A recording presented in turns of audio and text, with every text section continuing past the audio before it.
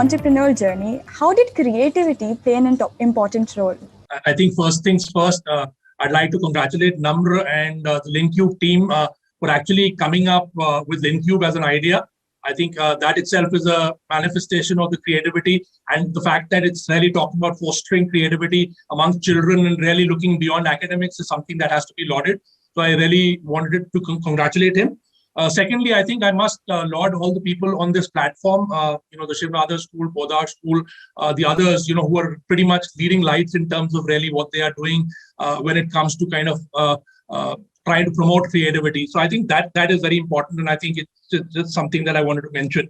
I think I'm myself an example of a person who was not very creative, but I had the opportunity to flourish in a school, which promoted creativity and which promoted us to look beyond academics. And I went to modern school, Barakamba Road, many, many years ago.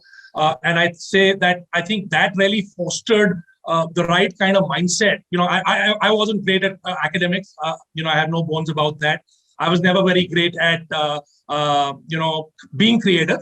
But I think what modern school gave me, and during my time at that school, was that it gave me the ability to express myself, the ability to look beyond academics, the ability to express, the ability to communicate.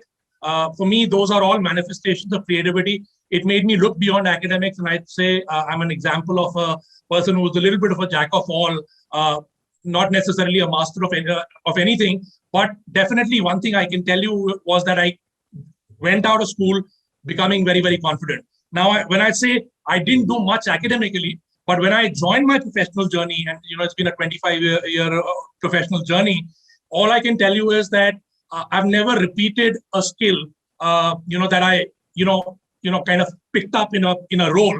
And fortunately for me, I had mentors in the organizations that I worked for, which gave me an opportunity to be creative, gave me an opportunity to express myself, an opportunity to to communicate what I wanted to do, and that made sure.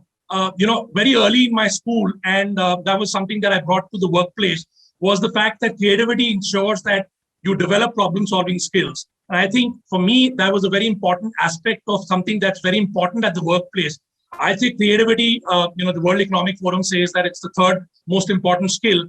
It's not a skill that I was born with. I acquired that skill primarily as a result of the kind of education that I had.